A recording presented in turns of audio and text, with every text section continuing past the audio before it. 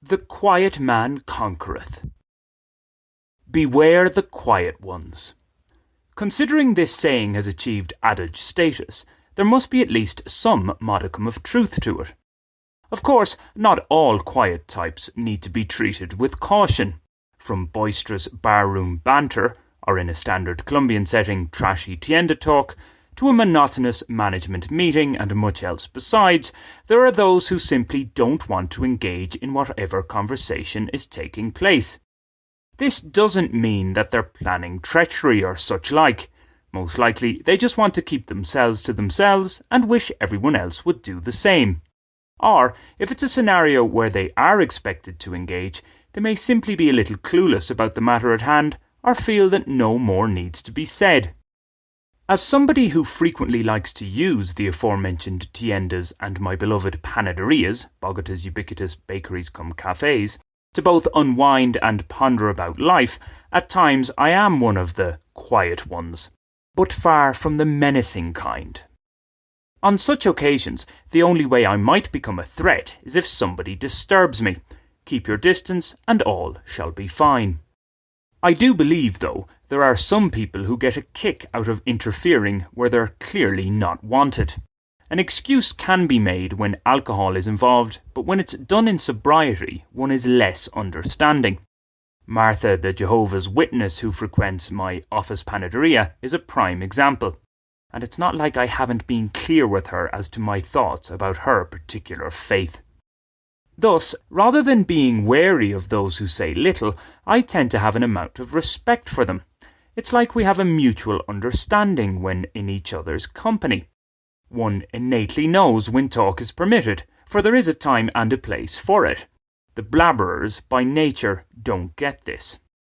As for the wary side to this, giving a so-called friend who has angered or wronged you the silent treatment could lead to better outcomes than regular shouting matches. It is said that women can be particularly adept at this tactic, although they tend not to be bad at shouting either. However, for most issues, especially so in romance, talking through a problem is better than ignoring it or being short with the injurious party in the hope that she or he will suddenly change. Nonetheless, if the injured party constantly verbally attacks the perceived wrongdoer, an impasse can ensue. Often, a more effective approach is to clearly explain the source of your ire, lay out how it can be assuaged, then leave it for a time whilst employing the quiet man strategy, with the odd subtle reminder when needs be.